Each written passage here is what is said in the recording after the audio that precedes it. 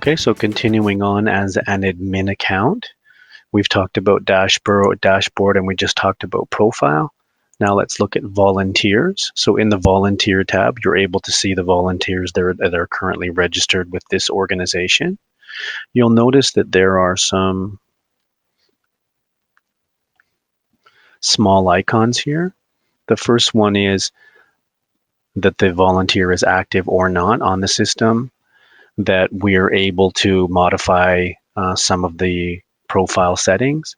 And we can also see any mail that has been sent to this particular volunteer. So in this case, I know that on November of 21st of 2019, there was an invitation sent to this particular volunteer.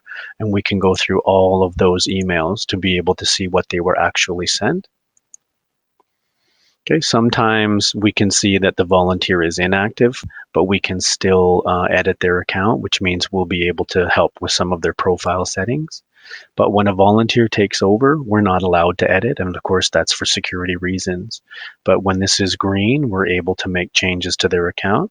So you can see in this particular case, there are several volunteers, and we're able to see the information on their account.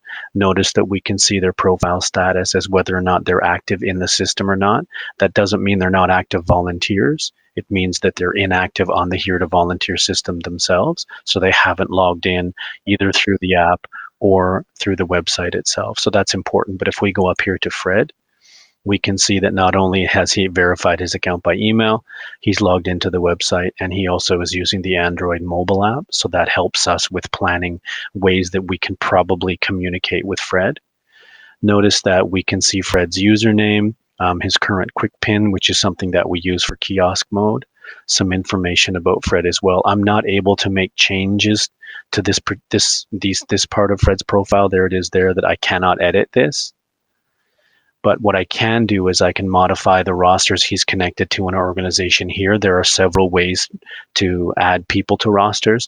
In this case, Fred is already part of our vetted roster. He's also a driver. And if I wanted to add him to another roster, I can do so here. Let's say he wants to help with the euchre tournament.